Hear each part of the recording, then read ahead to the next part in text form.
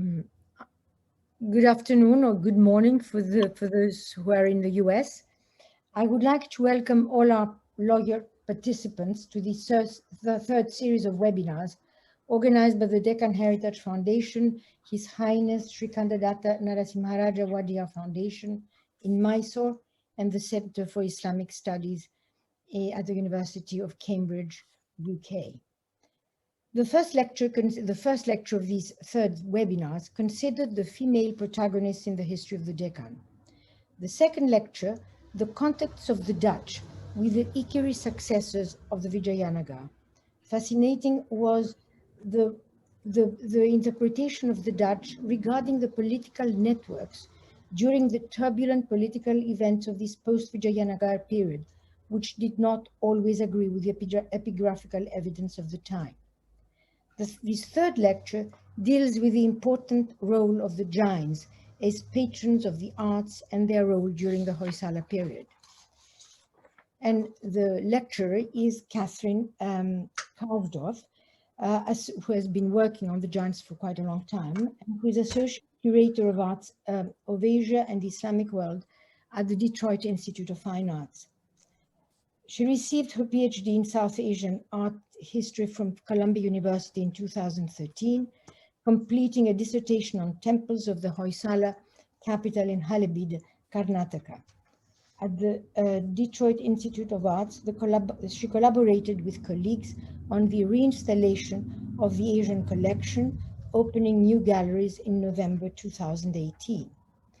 Prior to joining the DIA in 2017, she held a Wheeler Mellon postdoctoral curatorial fellowship at the Walters Art Museum, Baltimore.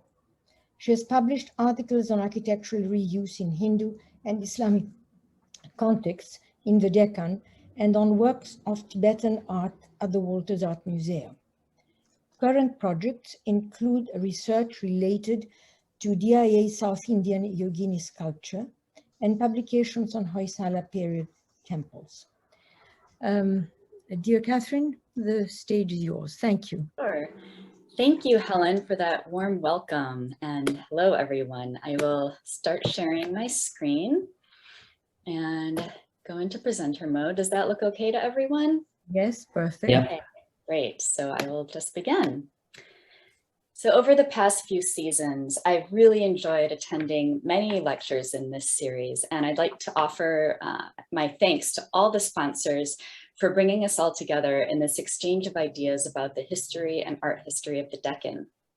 I'd also like to thank Vivek and Helen for inviting me to participate as a speaker and to present some of my research on Hoysala-period temples. And as Helen mentioned, my PhD dissertation focused on temples of the Hoysala capital, Dorasamudra, now the town of Halebidu in southern Karnataka.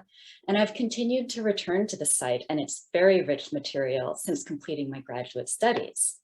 Today, it's not advancing properly. Today, I will be speaking about Dorasamudra's Jain temples, which have not received as much scholarly attention as their Shiva counterparts, but which were also prominent within the city's urban, religious, and political landscapes during the 12th and 13th centuries, when the Hoysala dynasty was at the height of its power.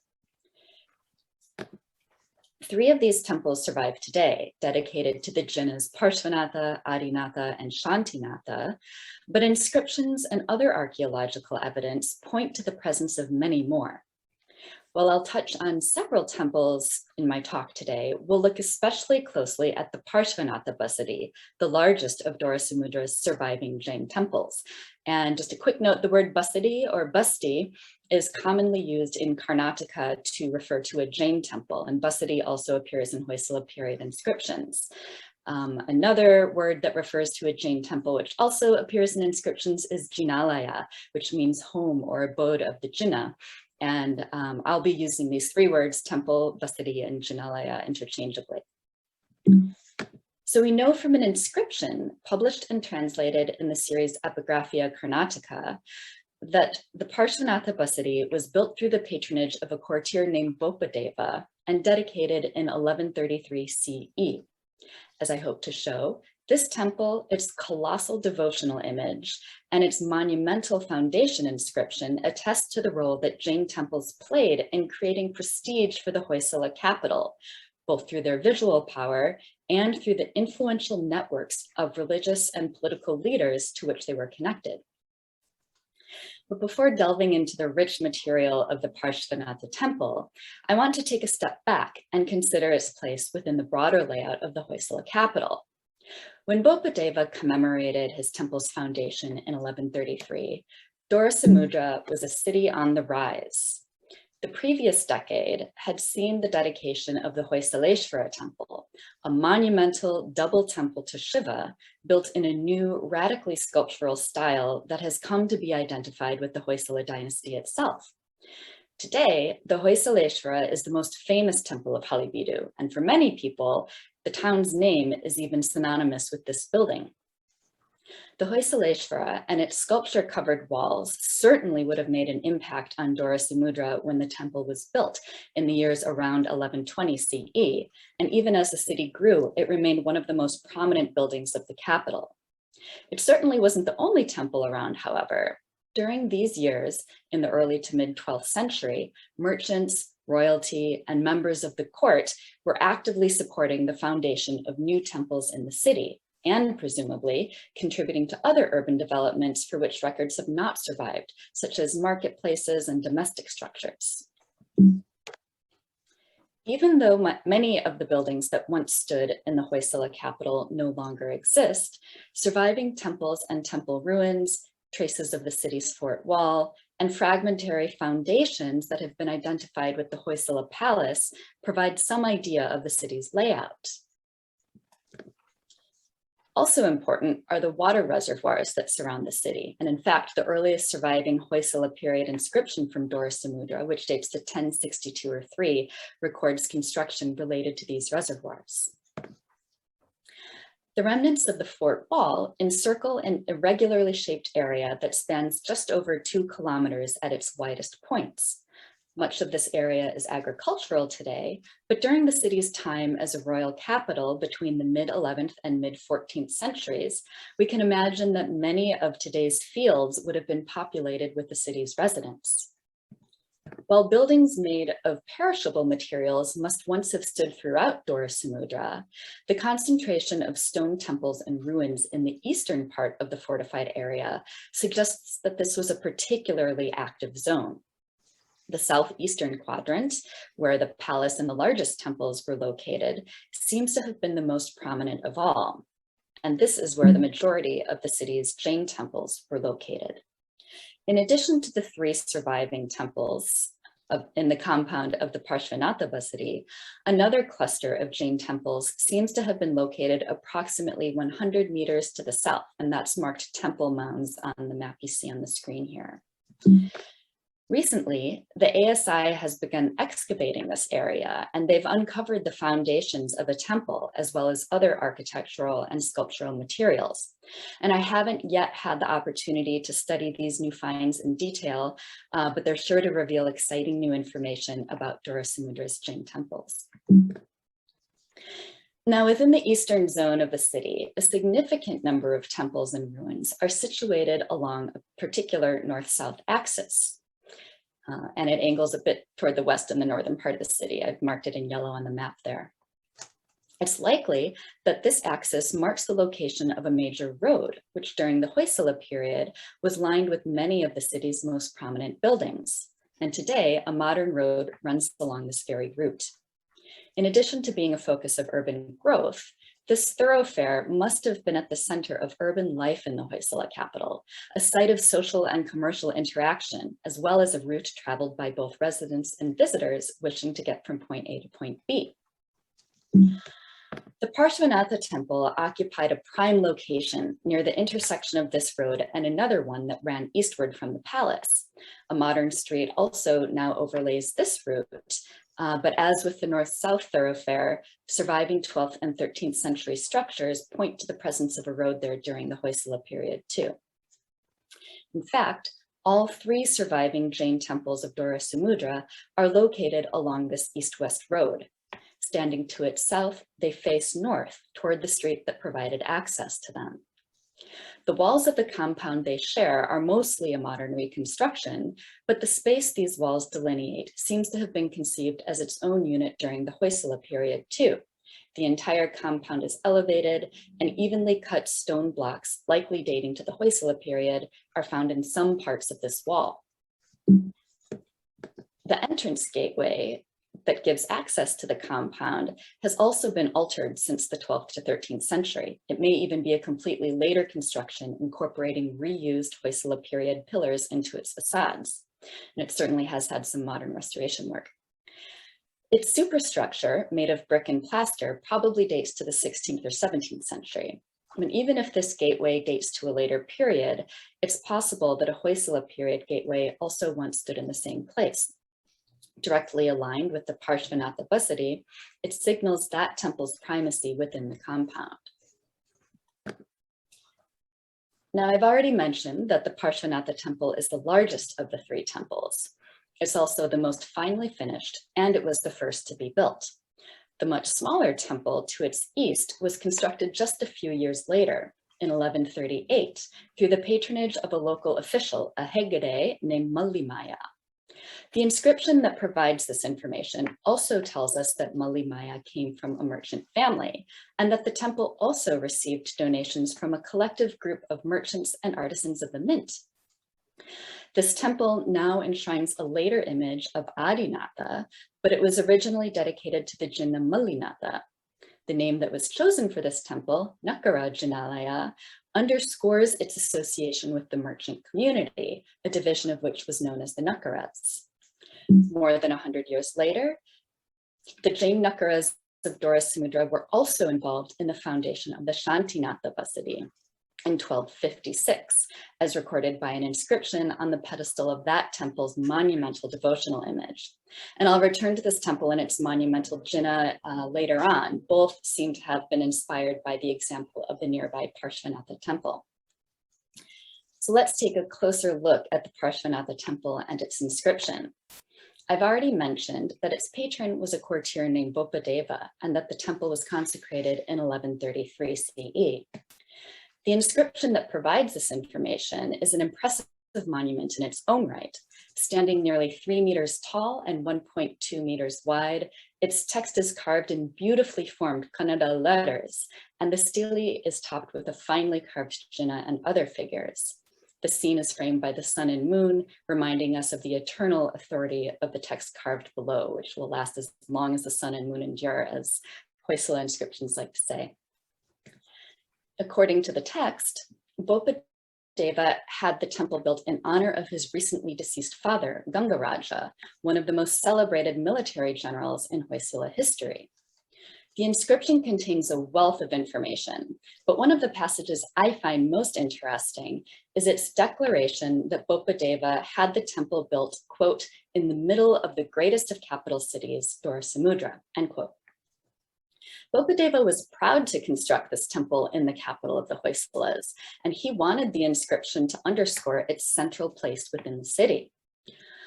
Although not situated in the geographical midpoint of Dorasamudra, the temple did indeed occupy a central location. Remember, it stood right near the intersection of two prominent roads, one of which connected directly to the palace. Bopadeva's political standing and that of his late father must have helped him gain access to such a desirable plot of land for his new Jinalaya. After the temple was built, it would have been seen by anyone traveling the roads that ran alongside it. It may even have been the first structure encountered by someone departing from the palace along that east-west road. Most likely, it would have been the first large-scale building in their path. So what did people see when they encountered the temple? Well, the building's exterior is elegant, with slender pilasters bringing visual variation to the smooth surfaces of its walls and punctuating transitions between staggered Vajra projections. Sculptural details, including makaras, jinas, yakshis and yakshas, and other figures, embellish both its roofline and its adhisthana, or base. Today, the roofline is fairly flat with shallow projections corresponding to domed ceilings inside, but when the temple was built, it might have had a tower built of brick and plaster. The open pillared hall that precedes the temple is filled with bulbous curving Shrikara pillars that create visually engaging contours and also visible from a distance. Even in all its elegance and visual variation, the building's exterior is far more subdued than that of the Hoysaleshvara and other temples that we think of as Hoysala style today. In contrast to the dynamic sculpture covering nearly every surface of those temples' walls, the exteriors of most surviving Jain temples of the Hoysala period are relatively unadorned. The one exception is the Shantinatha Temple at Jinanathapura, built by the general Raichana around the turn of the 13th century. Perhaps the restraint that we see in most Jain temple exteriors of the Hoysala period has to do with Jain ideals that encourage a renunciation of worldly attachments. I'm not so sure the explanation is quite this simple, however. Besides the counterexample of Jinanathapura's Shantinatha Temple, inscriptions attest to the worldly interests of Jain temple patrons like Bopadeva. As part of the laity, these patrons were not expected to renounce all attachments and enjoyments in pursuit of spiritual liberation, as Jain monks and nuns were. If we turn back to the foundation inscription of Dorasamudra's Parshvanatha Temple, there's no indication that Bopadeva and his contemporaries viewed the building's appearance as subdued. In fact, the text suggests quite the opposite. In the very same sentence that boasts of the temple's construction in the middle of Dorasamudra, the inscription lauds the artistic beauty of the new Jinalaya, declaring that even the god Brahma could not surpass the artistry of its carvings, proclaiming that the temple shone like the silver mountain, the famed Kailasa, and calling it Jagat Tilaka, ornament of the earth. During the Hoysala period, then, people surely appreciated the elegantly designed and finely executed exterior of the Parshvanatha Temple, but the building's interior truly set it apart. Its richly carved pillars, ceilings, and shrines display a level of detail seen in the most lavishly sculptural temples of the Hoysala period, and the colossal image of the Jina Parshvanatha enshrined within the temple's sanctum inspires a sense of awe in the beholder. Towering over any human visitor, the size alone, some 4.5 meters in height, makes this Parshvanatha impressive, but it's also a beautiful sculpture. Standing in the meditative posture known as Kayot Sarga, or abandoning the body, the figure's softly modeled limbs and torso embody a yogic ideal, and his serene smile conveys a sense of calm reassurance. In keeping with Digambara iconographical convention, his body is completely unadorned, free of all worldly attachments. And just a quick note of explanation here, the word Digambara refers to one of two main sectarian traditions of the Jain religion. It translates to sky-clad in reference to Digambara monks' renunciation of all material belongings, including clothing. The other sectarian tradition is Shvetambara, a word that means white-clad. And Shvetambara monks and nuns wear white robes, but renounce most other material belongings. So in Shvetambara temples, Jinas are represented as wearing thin robes, but in contrast, Digambara Jinas are represented nude. Surviving Jain temples and Jain inscriptions from the Hoysala period all have a Digambara affiliation. As an embodiment of Digambara ideals then, this Parshvanatha is nude, a model of uncompromising asceticism. His Prabhavali, or backdrop, however, displays a level of sumptuous detail for which Hoysala sculptors are known. The intricacy of his festooned parasol and the inhabited vine that surrounds him visually contrast with the smooth austerity of Parshvanatha's body. The seven-headed serpent that shelters the Jina is finished in exquisite detail. Its seven faces are delightfully expressive, with split tongues protruding between fangs. Even the back of the serpent is finished with a crosshatch pattern to indicate scales. In Parshvanatha's life story, the serpent king, Dharanendra, protected the Jina from an attack while he was meditating. Dharanendra is also represented in a more anthropomorphic form, standing to the Jina's right, with 3 cobra heads above his crown. In this form, he is Parshvanatha's Yaksha, the god who protects the Jina's teachings. Each Jina is associated with a male Yaksha and a female Yakshi, and Parshvanatha's Yakshi, Padmavati, stands to his left, with a single serpent head above her crown. As deities who are attached to the world, Yakshas and Yakshis are represented with the adornments of royalty, as Hindu deities also are, and Hoysala sculptors relished in the details of their crowns, jewelry, and clothing. We also see intricate details of the Hoysala sculptor's chisel in the pillars and ceilings of the temple's Rangamandapa, the hall that precedes the sanctum. The central ceiling is especially remarkable. Constructed as a series of nested octagons and squares, every inch of its multi-layered surface is covered in sculpture. At its center, we see the Yaksha Dharanendra again, surrounded by celestial beings and kneeling devotees.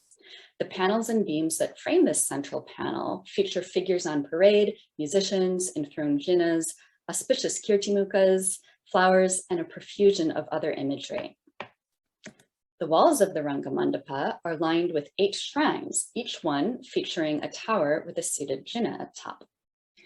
The devotional images they once enshrined are no longer there, but pitas, or pedestals, that remain within most of the shrines show that each one would have contained 3 sculptures. These pitas feature symbols known as lanchanas that are associated with individual jinas. For example, the buffalo, which you see in the leftmost detail, is associated with Vasu Puja, the 12th Jina. The water pot is the sign of Malinatha, the 19th Jina, and the boar is the sign of Vimalanatha, the 13th Jina. Between the 8 shrines then, all 24 Jinas would have been housed within the Parshvanatha Temple's Rangamandapa. And indeed, the foundation inscription refers explicitly to the presence of all 24 Jinas in this temple. It tells us that the king himself, Vishnuvardhana, granted income from the village of Javagalu to provide for the worship of the 24 Jinas here. This grant was also intended to provide food for ascetics and funds for repairs to the basadi. Now, Vishnuvardhana's grant to the Parshvanatha Temple says a lot. On the one hand, it speaks to the status of Bopadeva and his family at the Hoysala court. Remember, Bopadeva's father, Gangaraja, in whose memory the temple was dedicated, was a high-standing general in the Hoysala army. He fought alongside Vishnuvardhana in some of the most significant battles of his reign, including the Hoysala's victory against the Cholas at Talakadu in 1116 CE. The grant from Vishnuvardhana to this temple also demonstrates the king's interest in supporting temples of all faiths within his kingdom. Among his activities in temple patronage, Vishnuvardhana is perhaps best known for establishing the Jain Keshava temple in Belur, dedicated to Vishnu, and indeed the king's name is quite Vaishnava. In addition to his Vaishnava patronage, however, he also supported Shiva temples throughout his kingdom, as well as many Jain temples. Vishnuvardhana's grant to the Parshvanatha Basadi in Dorasamudra might also speak to a desire to invest in the temples of his capital city. He had similarly supported the Shiva Hoysaleshvara temple with grants when the merchant Ketamala founded that temple in 1120. But the Parshvanatha Basadi's foundation inscription tells us of an even more personal connection the king is said to have felt for this particular temple. Now, when the temple was established in 1133, Vishnuvardhana had occupied the Hoysala throne for about 25 years. His reign is remembered as a high point in Hoysala history, involving a significant expansion of Hoysala power and territorial claims. We learned from the foundation inscription that at the time of Parshvanatha's consecration in Dorasamudra, the king was on a military campaign in the northern borderlands of the kingdom. We are told that priests took the remaining offerings from the consecration ceremony and brought them to Vishnuvardhana at Bankapura, more than 200 kilometers to the northwest. At that moment, 2 important events had just taken place. Vishnuvardhana had just defeated the Kadamba general Masana, thereby gaining new territory, and a new prince, the future Narasimha I, the future king Narasimha I, had just been born. When Vishnuvardhana received the priests and offerings from the new Jain temple of Dorasamudra, he attributed his fortunes in both conquest and progeny to the establishment and consecration of Parshvadeva, as the inscription calls this Jina. Filled with great joy, the king bestowed new names upon both the Jina and the prince. From that point forward, the newly consecrated Jina in Dorasamudra would be called Sri Vijaya Parshvadeva, the illustrious Lord Parshva of victory, and the future king would be named Sri Vijaya Narasimha Deva, thus establishing a link between the auspicious events of Parshvanatha's consecration, Narasimha's birth, and his own military victory and territorial expansion. Vishnuvardhana made his grant in support of the temple for the prosperity of the newborn prince and for universal peace. Now, the statement that the king made his grant for universal peace might seem to be at odds with the direct connection that has just been made between his recent military victory and the consecration of Parshvanatha. On the one hand, the text affirms the king's military activities, but on the other, it seems to attempt to represent him as having a commitment to the principle of nonviolence that is central to Jain ethics. In its many lines in praise of Vishnuvardhana, the inscription downplays the violence of his military career, even as it enumerates his victories. In contrast to other inscriptions' celebration of gory battlefield activities, this text claims that one enemy after another submitted to Vishnuvardhana even before he resorted to violence. The inscription employs a similar strategy in its panegyrics of earlier Hoysala kings, claiming that they effortlessly subdued their enemies through mere threats, eschewing the violence that in reality led to their victories. The inscription also downplays the military career of Bopadeva's father, Gangaraja. Rather than telling us about his victories over the Cholas and other enemies, as many other Hoysala inscriptions do, the text emphasizes his commitment to the ideals of Jain laity. For instance, Gangaraja is celebrated for his knowledge of Jain teachings, for being an abode of the three jewels of the Jain faith, that is, right belief, right knowledge, and right conduct, and for his generosity in building and restoring Jain temples and making gifts to them. The name that Bopadeva chose for the temple, however, has somewhat violent undertones. He called it the Drohagharata Jinalaya, after one of Gangaraja's most widely used epithets, Drohagharata. Translating to something like crusher of malice, this name has the potential to conjure imagery of physical violence in the reader's mind. However, it can also take on a metaphorical meaning that better aligns with Jain values, suggesting the quelling of malicious intent in oneself perhaps as much as in others.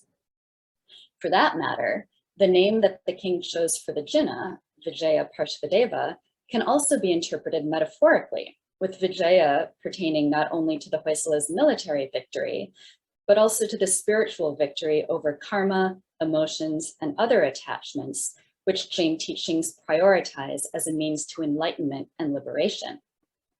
The word Jina, after all, employs the same metaphor. Translating to victor or conqueror, a Jina is one who has conquered all attachments, who teaches the path to this spiritual victory, and who is released from the cycle of rebirth that binds most of us to the world. Amidst this play between metaphor and reality, and between the violent careers and pious actions of the lay people involved in the foundation of the Parshvanatha Basadi, the inscription also provides information about the institutional leadership of the temple and invokes the names of respected Jain monks with whom Bopadeva studied. One of these monks was Subha Chandra Siddhantadeva, who is called Bopa's guru, and who is known to have had many prominent disciples, including Gangaraja. Another monk named in the inscription was Prabha Chandra Siddhantadeva, who is called Bopadeva's guru for divine worship, and who is also known to have taught a number of powerful lay disciples, including Vishnuvardhana's senior queen, Shantala Devi. We know from inscriptions that both these monks had a strong presence at Shravana Belgola, the most important site of Jain pilgrimage in southern India, located some 66 kilometers southwest of Dorasamudra. Neither of these monks was directly involved in the Parshvanatha Basadi's foundation, but the invocation of their names as part of the temple's lineage invested the temple with their authority. It was another monk in the same lineage, Nayakirti Siddhanta Chakravarti, who oversaw the temple's consecration. Although not in Shravana Belgola's records before this time, Nayakirti would later become an important figure at the Tirtha, a word for pilgrimage site, guiding many prominent temple building disciples during the second half of the 12th century. And here, I just briefly want to mention that S. Sekar discusses these monks and others in his 1989 book on Shravana Belgola, Inviting Death. His analysis of the site's inscriptions and temples made a significant contribution to our understanding of Shravana Belgola's history. And more recently, the Deccan Heritage Foundation has published a guide to Shravana Belgola and other Jain temples, authored by Julia Hagewald, which also helpfully summarizes the site's temples and history. But back to Dorasamudra. The name of the lineage to which the leaders of the Parshvanatha Temple belonged was called the Mula Sangha, a prominent branch of Digambara Jains. Within the Mula Sangha, the temple's institutional leaders belonged to further subdivisions that I won't take the time to list in detail, but suffice to say that the very same divisions and subdivisions dominate the inscriptional records of Shravana Belgola between the 12th and 15th centuries. The same Mula Sangha lineage was also present at Dorasamudra's Nakara Jinalaya, today's Adinatha Basadi, and Shantinatha Jinalaya, not too surprising since they all share a compound with the Parshvanatha Temple. But this wasn't the only Jain order of the Hoysala capital. The temples to the south of the Parshvanatha compound seem to have been affiliated with the Dramila Sangha, also called Dravida Sangha, another branch of Digambara Jains. Excuse me. Among these temples, one was called the Punisa Jinalaya. An inscription that was found in this area mentions that temple and the Dramila Sangha. Other temples in this cluster may have included the Vishnuvardhana Jinalaya, the Nagara Jinalaya, and the Hoysala Jinalaya. All three are named in inscriptions that also mention the Dramila Sangha. And the recent, and I hope ongoing, ASI excavations that I mentioned near the beginning of my talk promise to reveal more information about these temples.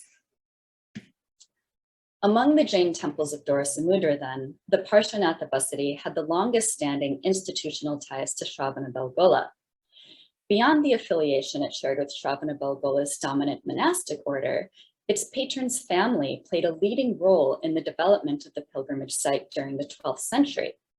Bopadeva's father, Gangaraja, was a prominent patron at Shravana Belgola, sponsoring the construction of an enclosure around the iconic Bahubali Colossus, which we'll see in a few moments, making generous land grants in support of the ritual life of the temples there, and setting up commemorative Nishidi memorial for his guru, Subha Chandra Siddhanta Deva, whose name, remember, was also in the Parshvanatha Temple's inscription. And in Nishidi, by the way, is an inscriptional memorial commemorating a pious Jain who dies ritually by fasting at the end of life, renouncing everything.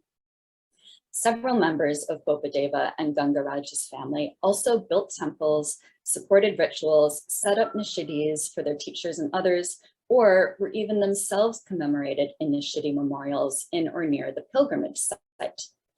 Given Gangaraja's renown as a patron at Shravana Belgola, a reputation that endured after his death, as attested by inscriptions from the next generation, the temple built in his honor by his son at Dorasamudra must have carried some association with those acts of patronage at the pilgrimage site, at least in the minds of the courtiers, merchants, pilgrims, and others who were familiar with both places.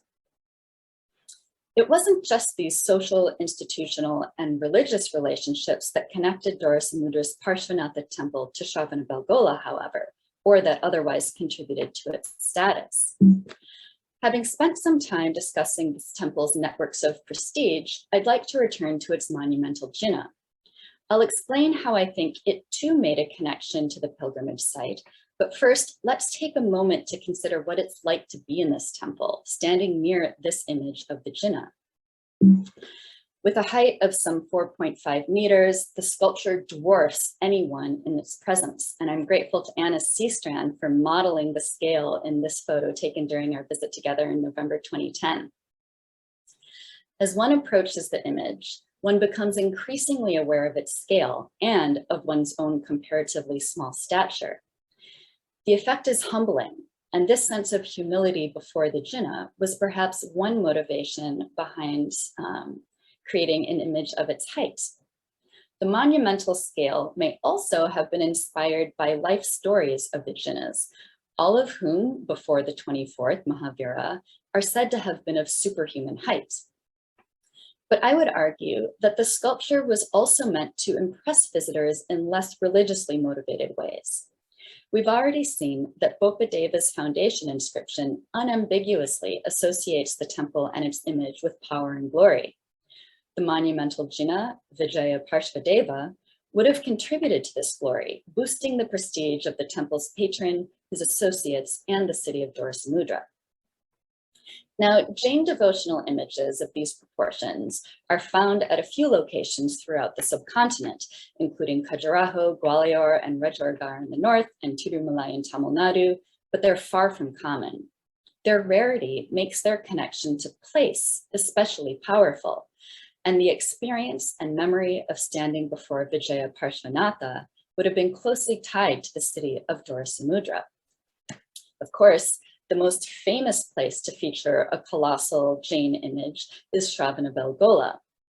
Carved in the late 10th century, Shravana Belgola's monolithic Bahubali, also called Gomateshvara, stands nearly 18 meters in height, far larger than any other Jain devotional image from this period.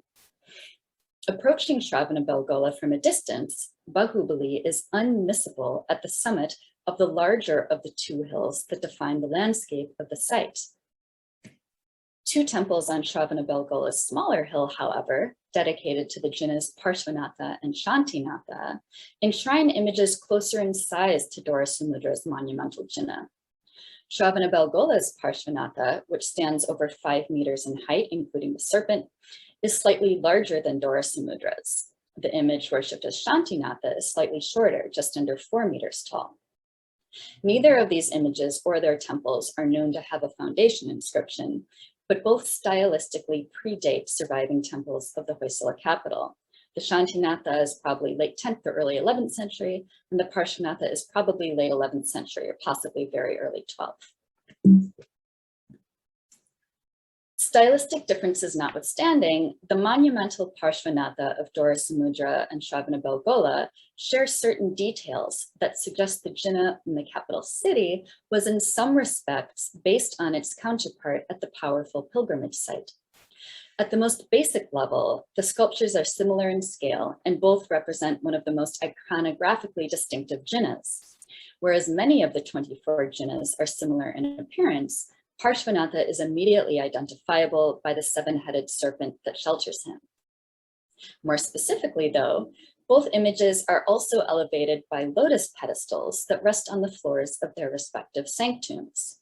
Such lotus pedestals are not a common feature. In most temples, Jinnah images rest on simpler pithas or on lion thrones. Another similarity lies in the detailed treatment of the back of each monumental image.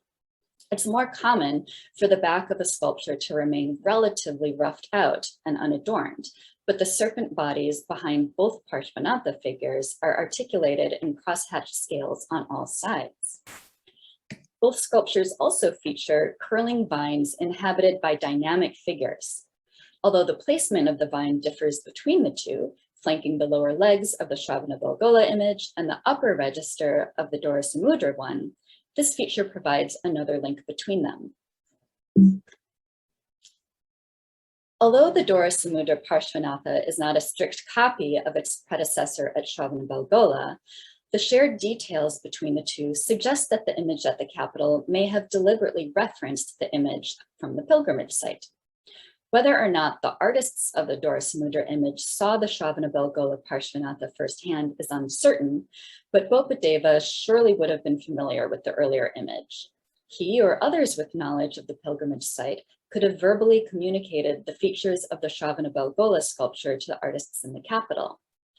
Numerous members of the Hoysala elite, including several members of Bopadeva's family, as well as other courtiers, merchants, members of Hoysala royalty, and Jain gurus, are named in inscriptions from both Shravana Belgola and Dorasamudra. These individuals and others whose names are not recorded certainly would have known both places, and many visitors to Vijaya Parshvanatha in the capital would have also been familiar with his counterpart at Shravana Belgola. Whether or not they were aware of every shared detail between the sculptures, I would speculate that for them, the Jina in Dorasamudra would have carried associations with the pilgrimage site, creating a link to its sacred authority. Having stood in the presence of one monumental Jina towering above them, the experience of standing before a second must have triggered a recollection of the former. Now, it's worth pausing to ask who actually would have been able to enter Dorasamudra's Parshvanatha Temple to see its monumental devotional image. Certainly, those individuals named in the inscriptions I've just alluded to were among the most elite in Hoysala society. What about all the unnamed individuals who visited the temple too, or who saw it as they went about life in the city? In a guidebook to Halebidu, published in 1938, M.H. Krishna, then the director of the Archaeological Survey of Mysore, remarked that at that time, only Jains and high caste Hindus were allowed inside the Parshvanatha Temple. So far, I haven't been able to determine whether access to the temple was restricted during the Hoysala period, whether access during the Hoysala period was restricted to people of particular religious affiliations or social classes, or whether anyone was free to enter.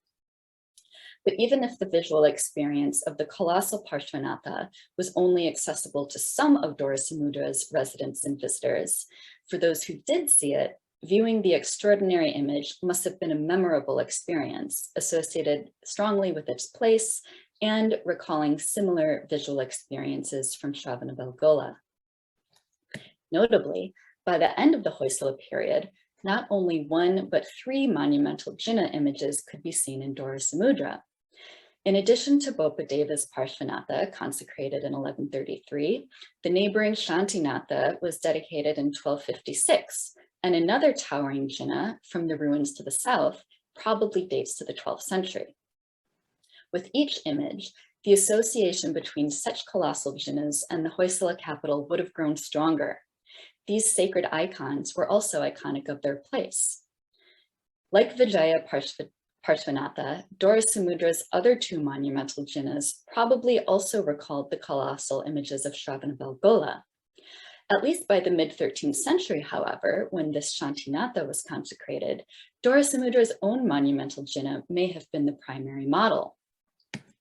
Located in the same compound as the Parshvanatha Temple and run by the same monastic institution, the Mula Sangha, the monumental Shantinatha and its temple seem to have been directly inspired by the Parshvanatha. Though not as finely finished or intricately sculpted, both the temple and its image are quite similar in scale and layout to the earlier temple and the Jina it enshrines. Now, the Shantinatha Basri wasn't the only Jain temple to be built in Dorasamudra at this time. During the mid-13th century, the city saw a surge in Jain patronage. The king Narasimha III, who reigned from about 1255 to 1292, seems to have taken a special interest in Jain temples, and numerous inscriptions record his support for them. The earliest of these was issued when he was still a prince in 1254 CE and had visited the Parshvanatha Temple. Engraved on the side of the temple's monumental foundation inscription Steely, this fascinating text attests to the enduring relevance of inscriptions during the Hoysala-period and the historical consciousness to which they contributed. By this time, the Parshvanatha Temple was over 120 years old, but its patron was still remembered. The inscription of 1254 CE, tells us that Narasimha had visited Bopadeva Dannayaka's vasadi and presented an offering to Sri Vijaya Parshvadeva. Seeing the inscription in front of the temple, he ordered the reading of his lineage and royal descent.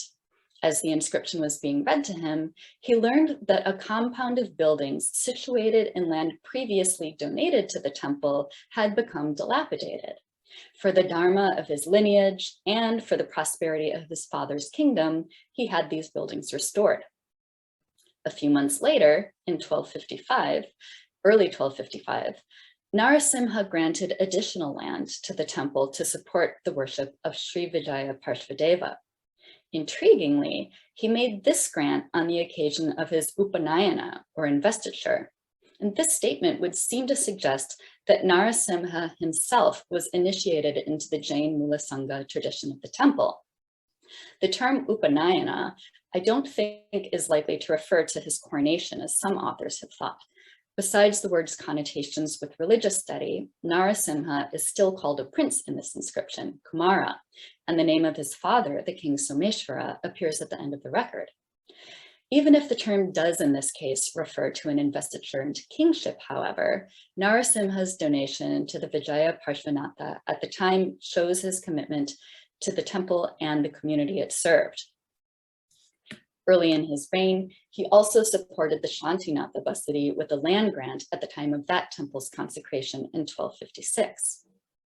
Another sign of Narasimha III's commitment to Dorasamudra's Jain community is found in an inscription dating to 1265 CE.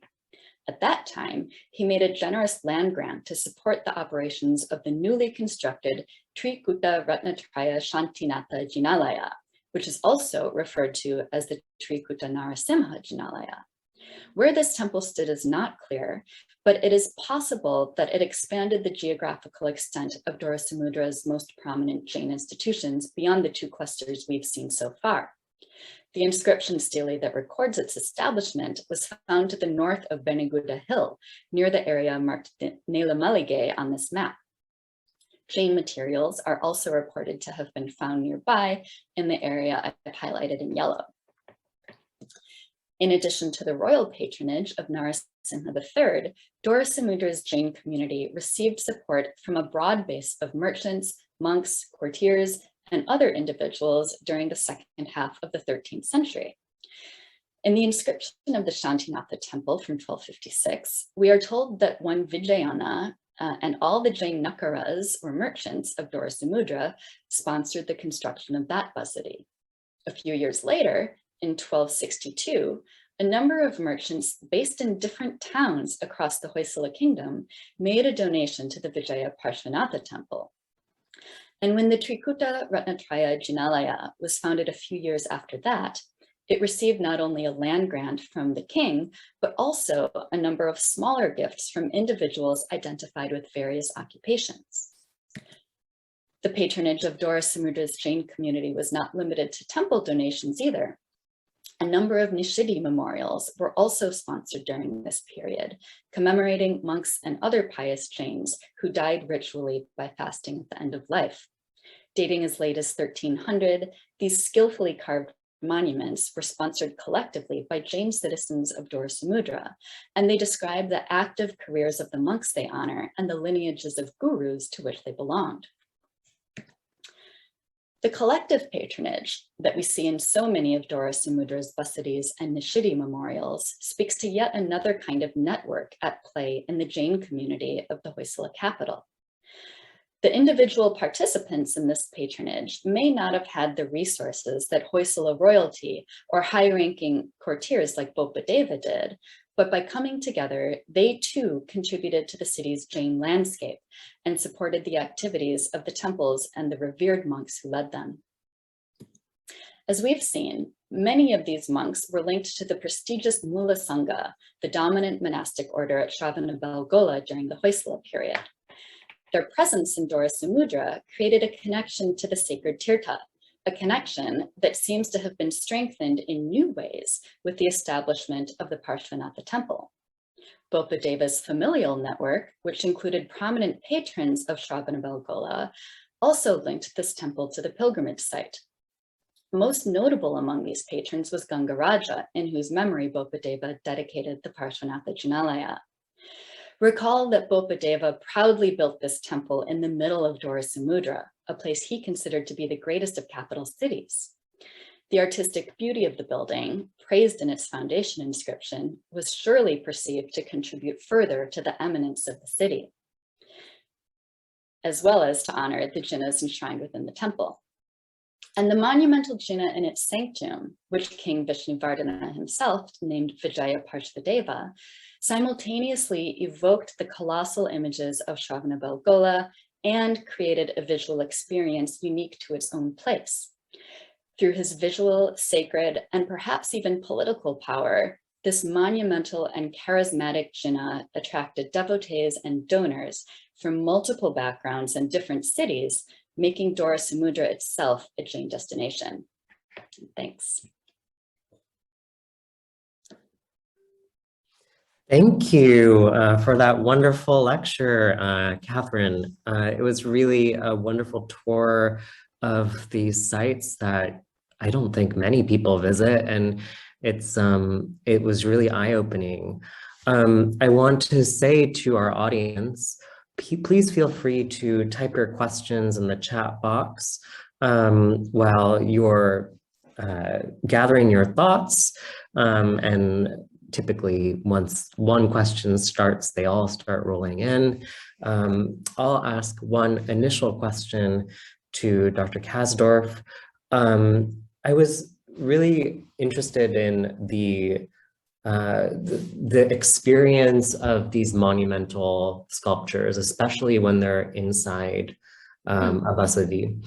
And one question that occurred to me is, have you ever thought about the lighting of these temples and the lightscape that would have made the or illuminated the jina's body? Because that definitely, I think, would affect one's encounter with the jina.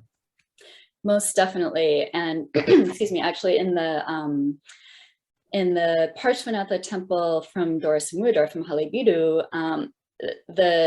the door is positioned in such a way that the full body of the jina is illuminated in natural light, even when there are no other lights on in the temple. So assuming the door would have been open, even without any artificial lighting, you see that jina's body with the sunlight.